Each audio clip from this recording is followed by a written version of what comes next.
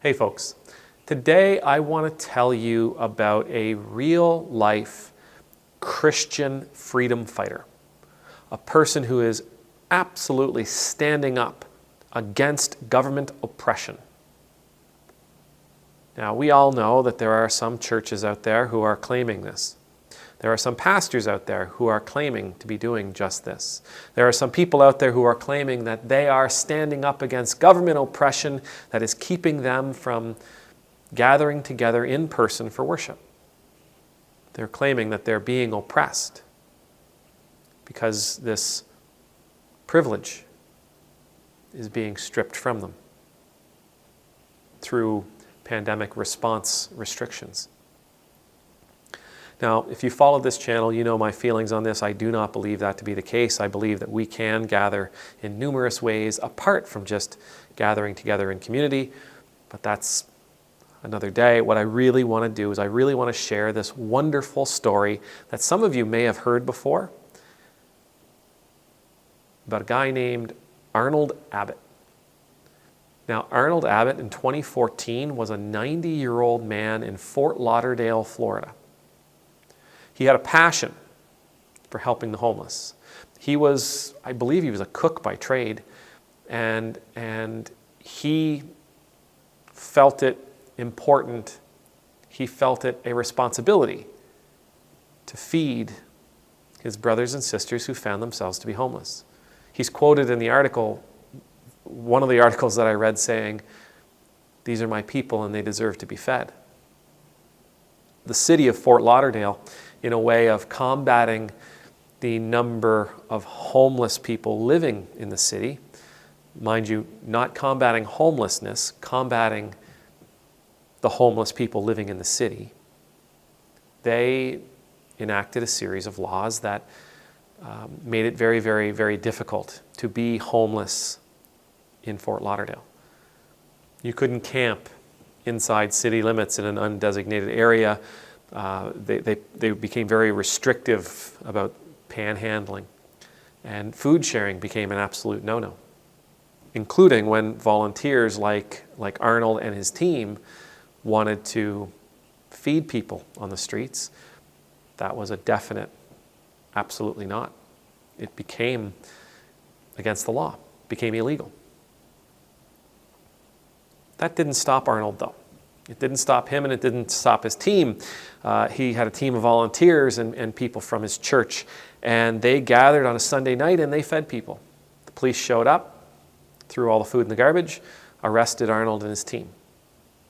But Arnold wasn't going to be dissuaded. No, not this fella. At 90 years old, Arnold is arrested a second time 4 days later. Wednesday night, he and his team again feed the homeless, feed their brothers and sisters who are on the streets, feed the most vulnerable people in their communities. And again, Arnold and his team are arrested now. A little caveat, the police this time actually allowed them to finish serving the food before arresting everybody. So they didn't throw the food away in front of a bunch of people who were in desperate need of food. But yet, Arnold and his team, away they go again, arrested. He was, at the time, he was facing a fine of $500 and up to 6 months in jail for feeding people.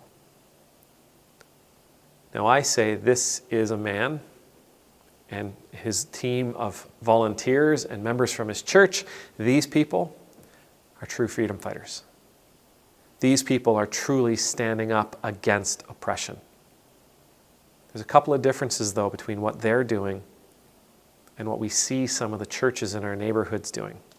Those who refuse to close, those who refuse to stop gathering in person. The first thing is that Arnold and his friends, they're not standing up defending their rights. Okay? They're standing up defending the rights of others. Yes, they're saying that they should be allowed to feed people, but really at the end of the day, these laws are oppressive against the homeless, not against Arnold. The city is oppressing the homeless. And Arnold, through this act of civil disobedience, he and his team are standing up against that law for the oppressed. So this act of disobedience, this violation of the law on Arnold's part, it's not so that he gets something out of it. It's not his rights that he's standing up for. It's not his privilege that he's standing up for. He's not claiming to be oppressed. He's doing it for others. He's doing it for people that can't do it for themselves. Another distinction is that Arnold is living up to one of the responsibilities that Jesus asks us to take on, which is feeding our brothers and sisters. Taking care of the widows and the orphans, taking care of those in need, providing food to the hungry, providing drink to the thirsty, visiting the sick, the dying, and the prisoners, going out and being with those who are in most need. This is Jesus' way throughout the entirety of all 4 Gospels. This is our call. We are called to mimic Jesus.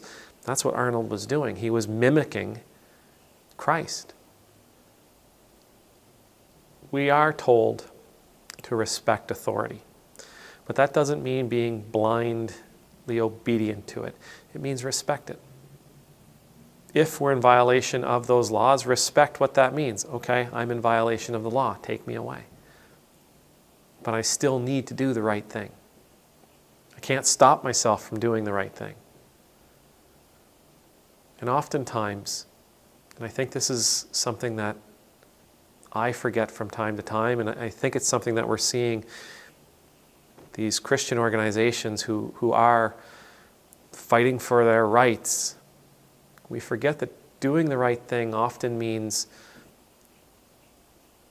sacrificing a little bit of ourselves for the sake of others.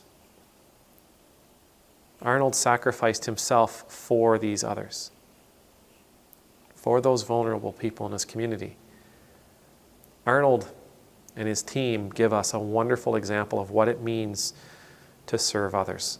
They give us a wonderful example of what it means to be disobedient in the face of authority. They give us a wonderful example of what it means to stand up against oppression.